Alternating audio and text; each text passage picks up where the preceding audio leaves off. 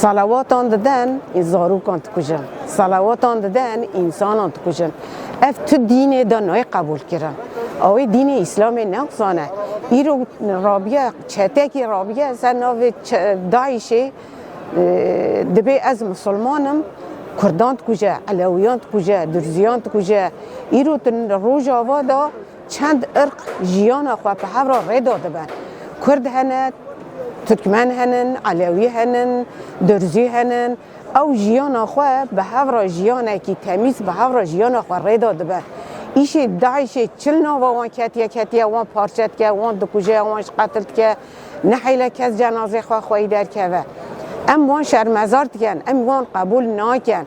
ام راستیجی گازی کردان توایی 4 پارچه ولات ام دبین ام لحف خوی در که و ایرو وی کشتنی وی قتل عام ام قبول نکن سر کردان. سر دین اسلام ما تکوژن ما قتل کن ما پارچت کن او دبیجن لا اله الا الله محمد رسول الله. اوی خدای تعالی بی امر نده باوی تو کسی آنجا او رحی کو خدای من دایه آنجا وی رحی جی او بستینه.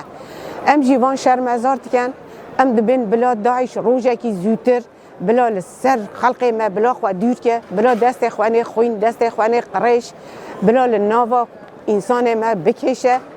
ایرو ام تنیرن تسنیر ترکان دایه ترکیه دایه یا راستی جی ام وقت دبینن ام پیت قهرن ترکی دستک ددنه وان ایسیه وان دیه وان بالا فری وان همین لور ترکیه تچه ام جیوان قبول نکن. ام جیش ترکیه را دبیجن بلا روزه کی زی بلا علاقه خواج داعش ببره داعش چتیه داعش تروره بلا دست خواج چتان ببره بلا دست خواج داعش وکشه دیسا جی ایرو لور کرد و ترک جیانا وان به حفرایه